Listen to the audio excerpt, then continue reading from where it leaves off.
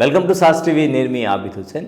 సంక్షేమ పథకాలపై ఆధారపడినటువంటి వైసీపీ ఈరోజు ఘోరమైనటువంటి పరాజయాన్ని చవిచూడటం జరిగింది. 11 సీట్లకే పరిమితమైనటువంటి పరిస్థితి అయితే వచ్చింది.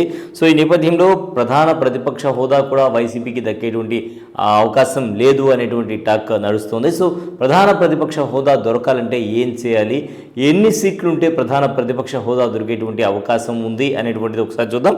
ప్రధానంగా లీడర్ ఆఫ్ అపోజిషన్, ప్రతిపక్ష నేత హోదా అంటారు. ఇది క్యాబినెట్ హోదాతో సమానం, అంటే మంత్రి హోదా ఉంటుంది కదా, మంత్రి హోదాతో సమానం అనమాట.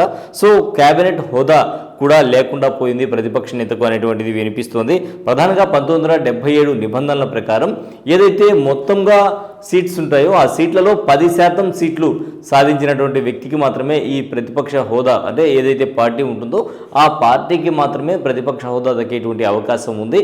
అంటే ప్రధానంగా 175 స్థానాల్లో 10% అంటే 17 లేదా 18 స్థానాలు ఖచ్చితంగా విన్ అయి ఉంటే ఖచ్చితంగా ప్రతిపక్ష నేత హోదా అయితే వైఎస్ జగన్కు దక్కి ఉండేది. కానీ 11 స్థానాలు రావడంతో ఖచ్చితంగా ప్రతిపక్ష హోదా దక్కేటువంటి అవకాశం లేదు అని చెప్తున్నారు. దీంతో క్యాబినెట్ ర్యాంక్ ఏదైతే ఉంటుందో ఈ క్యాబినెట్ ర్యాంక్ కూడా వచ్చేటువంటి అవకాశం లేదు అనేది చాలామంది చెప్తున్నటువంటి మాట.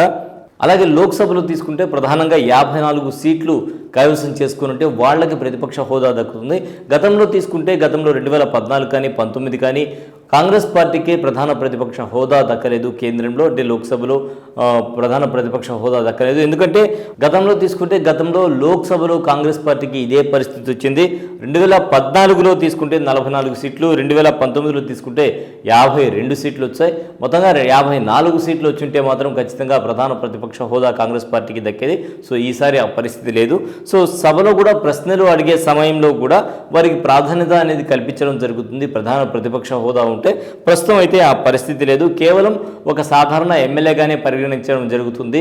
గతంలో ఏ ముఖ్యమంత్రికి ఈ పరిస్థితి రాలేదు. ఈసారి వైఎస్ జగన్కు అటువంటి పరిస్థితి వచ్చింది. రాష్ట్ర చరిత్రలోనే ఇదొక కీలకమైనటువంటి అంశంగా చెప్పవచ్చు. ఇంతవరకు ఏ ముఖ్యమంత్రికి రాని పరిస్థితి జగన్కు వచ్చిందని చెప్తూ ఉన్నారు. ప్రధాన ప్రతిపక్ష హోదా కూడా దక్కకపోవడం అనేది రాష్ట్ర చరిత్రలోనే ఇదే ప్రథమం అంటున్నారు.